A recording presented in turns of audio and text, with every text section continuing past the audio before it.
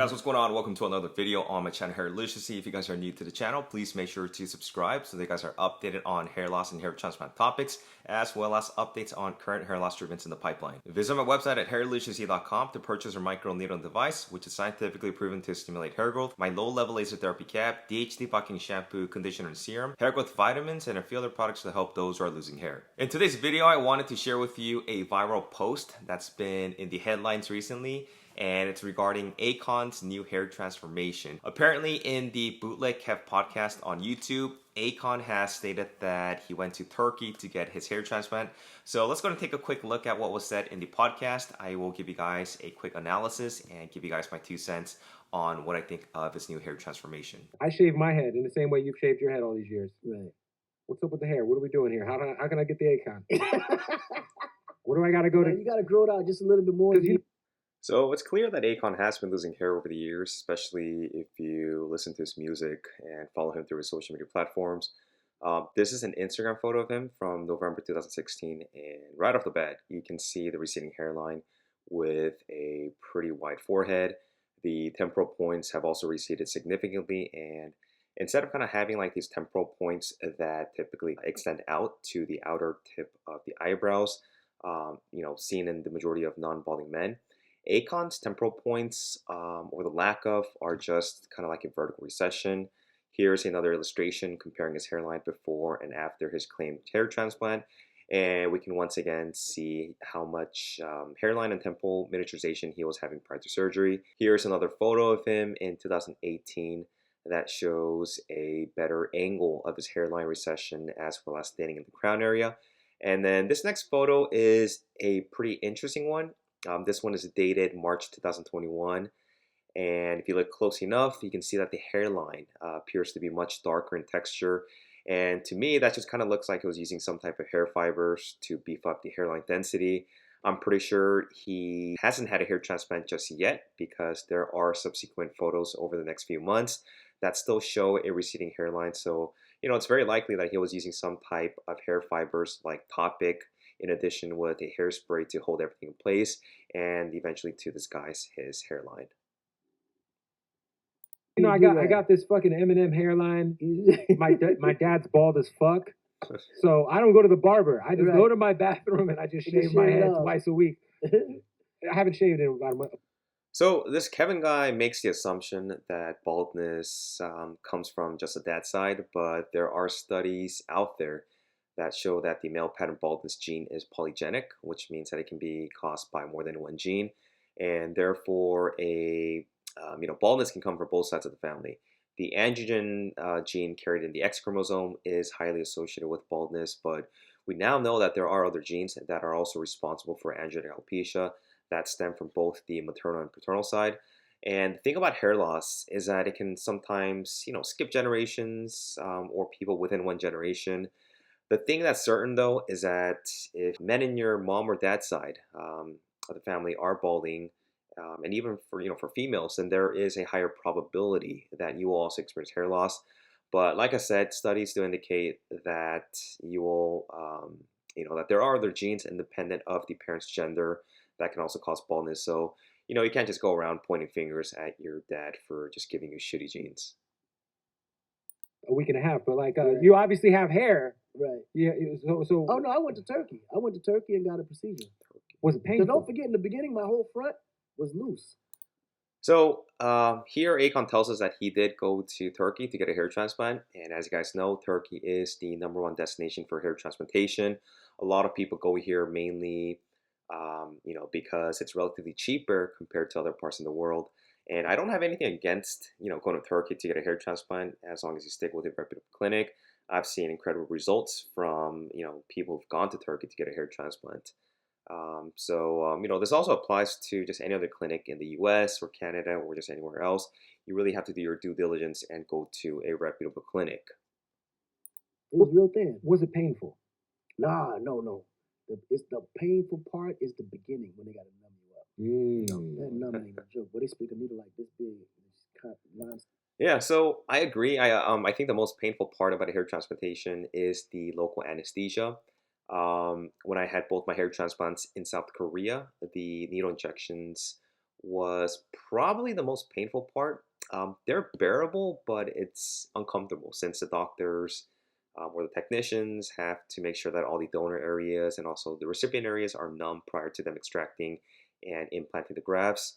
I will say though that when I did get my Regenera Activa treatment at Cosmedica in Turkey, and for those who don't know what this is sort of like PRP, except for, they're using progenitor cells from a person's scalp in the back of the DH resistant area to reactivate hair growth.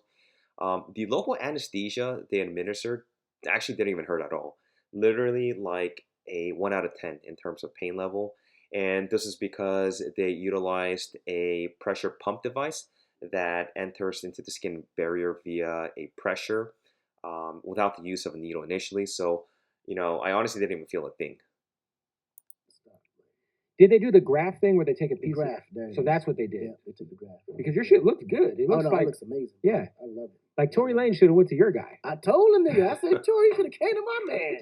Like, nigga, yeah, bro, you gotta, So Akon doesn't really specify how many grafts that he's received, but he's definitely gotten FUE, and I'm like 100% sure that most, if not all, the clinics in Turkey will perform FUE, with a lot of them utilizing the DHI Sapphire method.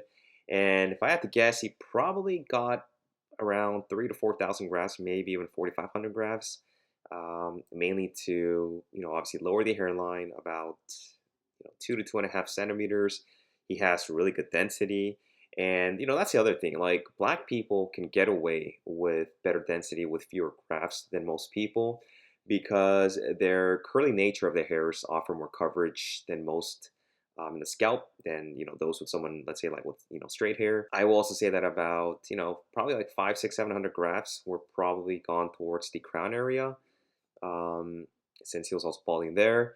And the thing that kind of looks off, though, about his hair transplant is that the forehead just kind of looks way too wide. I'm not sure if the doctors did any work to the temporal points because they look pretty far off. And I feel like what the doctor should have done was probably bring in the temporal points at least a little bit closer to where the tip of the outer eyebrows are. And, from prior photos that I've shared earlier with you guys, Akon did suffer significant miniaturization onto his temporal points.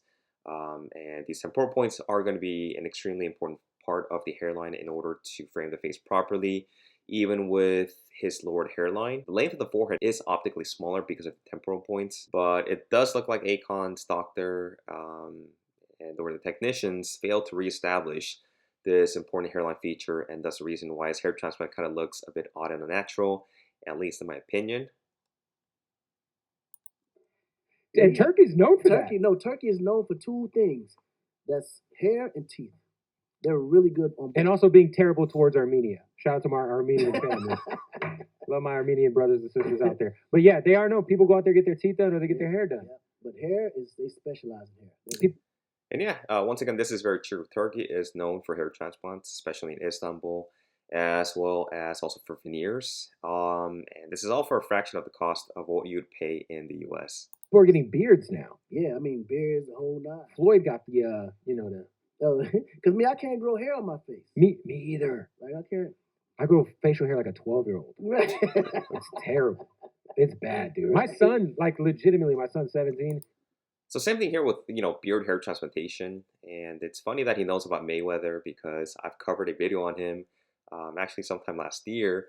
And he too appears to have received a hair transplant and also a beard hair transplant somewhere in Turkey.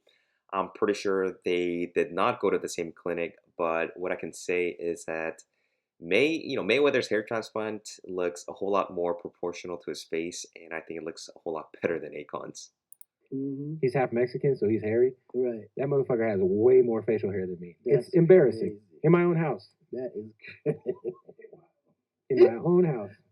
There's a hairier male in my own house. That's too funny. Now I got to go to Turkey to get my shit right. I got to get your guys' number. Get the facial.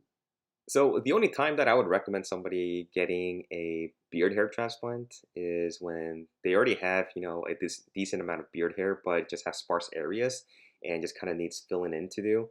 I definitely wouldn't recommend someone like this Kevin guy to get a beard transplant because it's going to, number one, it's going to use up a lot of grafts, especially if it's taken from the back of the donor area. That's going to just eat up grafts that could potentially be used for a future hair transplant. And number two, it's not going to be look natural because he doesn't even have a good beard to start off with or work off of, in the first place. He's right though. I'll connect you for sure. Was it expensive? No, that's the thing. It's so affordable. It's ridiculous. Yeah. What I was about to say. For what I did, it would have cost me $50 grand here in America. I paid 50 grand. 7,500. That's it. That's it. Are you worried about like paying? So Akon stated that he paid $7,500 USD, which is, it's on par with someone who might pay for a hair transplant for a few thousand grafts in Turkey. As far as, pricing is concerned with Turkey hair transplant clinics, it ultimately depends on which clinic that he went to, how popular or reputable a certain clinic is, how many grafts that he has received in total, just how much doctor or technician involvement and interaction there is during the procedure, and if he had any other, supplementary treatments with his hair transplant. When he says that, he would have paid $50,000 or 50 grand had he gotten his hair transplant in the US. I think that's just a huge exaggeration, assuming he had 4,000 grafts. That would mean that he would have had to pay like $12.50 USD a graft, which, by today's standard, it's extremely overpriced. And no matter, how good of a doctor that you go to, I'm pretty sure most are not going to be charging over $12 per graft or 50 grand for the work that they did on Akon. But it's one of those things, you never know. These people, these celebrities have the money and they are willing to pay big bucks to get what they want. Paying $7,500 for something so serious when you have the money to do the 50? No, because here they overcharging. Anything related to healthcare or any kind of medical procedure, America, they tag on 10 times. Because I think some people might be like, well, Akon, you're rich. Why not just... I'm not... Yeah, this is true. Everything is typically more expensive in the US, not just within healthcare. The basic problem is that most of our healthcare is driven by a desire to, make profits for shareholders and executives. Man, I work hard for this money. I don't care. Yeah, yeah, that's fair. You do work because hard. Think about it. Even the teeth procedures over there. Here, the same job that people are paying 40, 50 grand for, they charge you $500, $7,500. I go to Tijuana and go to the dentist. Yeah, and this is a great example why Turkey is the #1 destination for cosmetic surgery. It's probably a ton cheaper to get it done there than in any other parts in the world. Because I work for myself, so I don't have insurance. So I just go to TJ, get some Mexican food, get my teeth worked on. You got veneers? Mm-hmm. The fronts, yeah. Those are veneers. Was that painful? Nah, that was simple. You just woke. As far as my opinion on Akon's hair transplant, I'd say that it looks decent, but he definitely could go back for a second procedure to recreate the temporal points. The density and the hairline design look pretty good, but I can't really speak on his hairline specifically since we don't really have any up-close photos to, just kind of see how natural looking it is. And when I talk about natural, I'm more so looking for the, things like the correct number of single grafts utilized into the frontal portion of the hairline, as well as proper angle placement. Hopefully he's on some type of hair loss medication like finasteride, dutasteride, because he did have, moderate hair loss that also affected his crown region. So, there's always a possibility that if he's not on treatment, he will continue to recede behind the transplanted area and very likely might have to come back for a second or a third hair transplant. What I will end this video with is that it all comes down to doing your due diligence and research. There are many, many great doctors and clinics in Turkey and all throughout the world that do a phenomenal job in hair transplantation, but there are also just as many, if not more, unethical doctors who aren't skilled in the craftsmanship. So you really need to do the proper research before doing anything irrational. If you guys are also interested, I also hold one-on-one consultations. You can visit my website and book it there. I also have an ebook that you guys can purchase on some of the top hair transplant doctors and clinics that I would recommend. All in all, kudos to Akon for sharing his transformation. It's not always going to be easy, and being open and honest about his hair loss and his hair transplantation journey. There's a viral meme calling out his new hairline, but fortunately for this guy, he's been a good sport about it. But anyway, that wraps up this video, guys. Let me know what you guys think about Akon's new hair transplant. Thanks for watching, and I will talk to you guys in my next video. Take care.